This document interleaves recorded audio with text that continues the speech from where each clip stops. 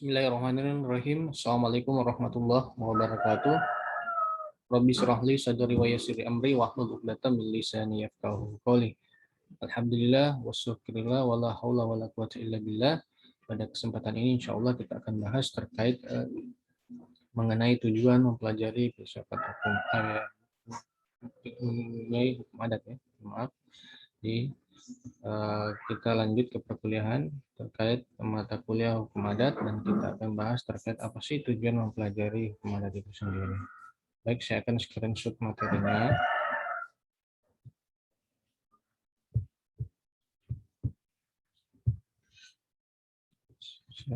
Yang sudah saya sharing ya.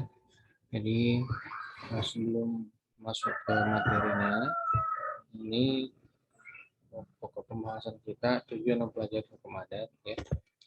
Ini daripada itu saya ingatkan kembali ya, sebelum mengikuti perkuliahan baik sebelum atau sesudah ya, Anda harus ingat absensi di Google Classroom, bukan di WA ya, bukan di grup WA tapi di Google Classroom.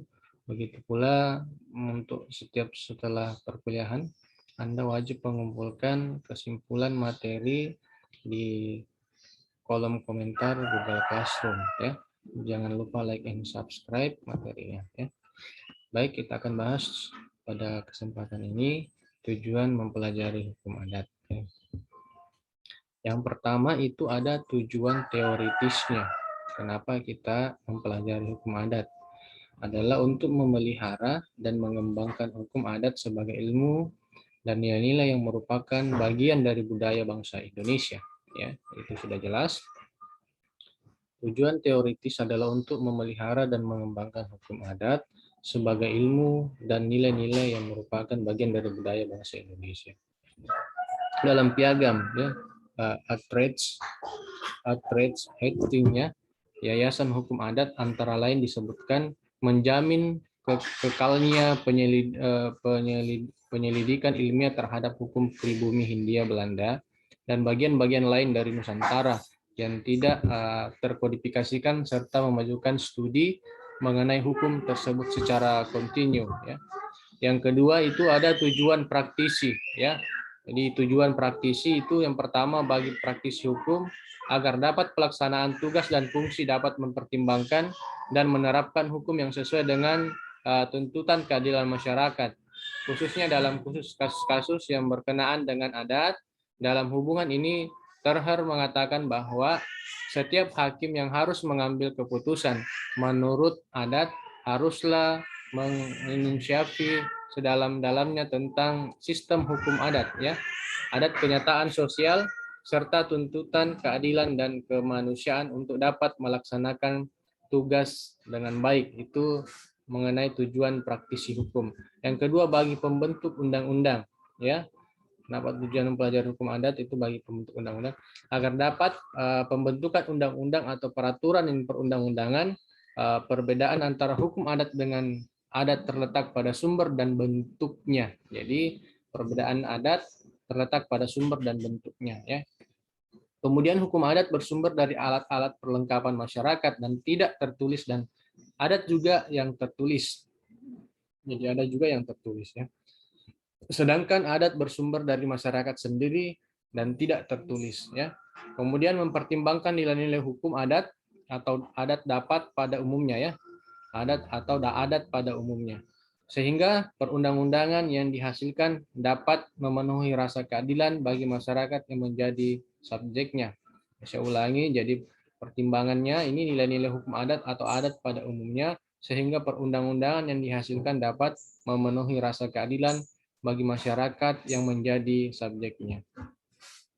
Kemudian tujuan yang ketiga yaitu tujuan idealis atau ilmu untuk masyarakat itu sendiri. Menumbuhkan, memelihara dan mengembangkan rasa sukacita ya dan bangga terhadap bangsa dan budaya sendiri.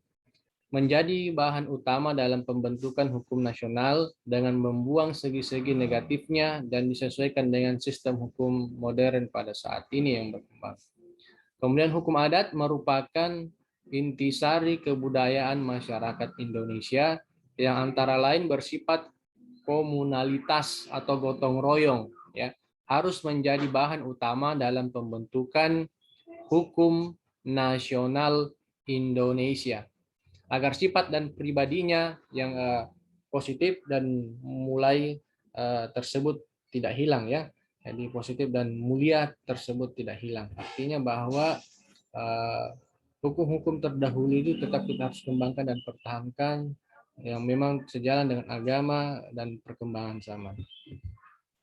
Kemudian hukum adat sebagai ilmu pengetahuan. Ini tujuan selanjutnya pelajaran hukum adat adalah hukum adat sebagai ilmu pengetahuan. Jadi ilmu pengetahuan bertujuan untuk meningkatkan kehidupan manusia, ya. Jadi ilmu pengetahuan bertujuan untuk meningkatkan kehidupan manusia. Di dalam meningkatkan kehidupan itu dibutuhkan petunjuk-petunjuk hidup. Salah satu petunjuk hidup itu adalah norma hukum, termasuk norma hukum adat. Sebagai bagian dari ilmu pengetahuan pada umumnya, maka hukum adat mempunyai pertama A, objek adalah sasaran yang harus dipelajari, yaitu kebiasaan-kebiasaan yang berkonsekuensi hukum. B, ada metode adalah cara untuk mempelajari, meneliti, dan menganalisis hukum adat itu sendiri. Kemudian ada sistematis adalah disusun sedemikian rupa sehingga orang mudah untuk mempelajarinya. Jadi ini ada objek, ada metode, dan ada sistematisnya. Itu saya rasa itu, ya. Terima kasih atas perhatiannya. Semoga bermanfaat dan bisa dipahami sehingga menambah hasanah ilmu pengetahuan saudara-saudari sekalian. Jadi di mempelajari tujuan hukum adat itu, ya. Jangan lupa like and subscribe dan jangan lupa absen di Google Classroom. Terima kasih. Semoga Anda menjadi orang-orang yang berhasil dalam meraih cita-citanya menjadi wajada, ya.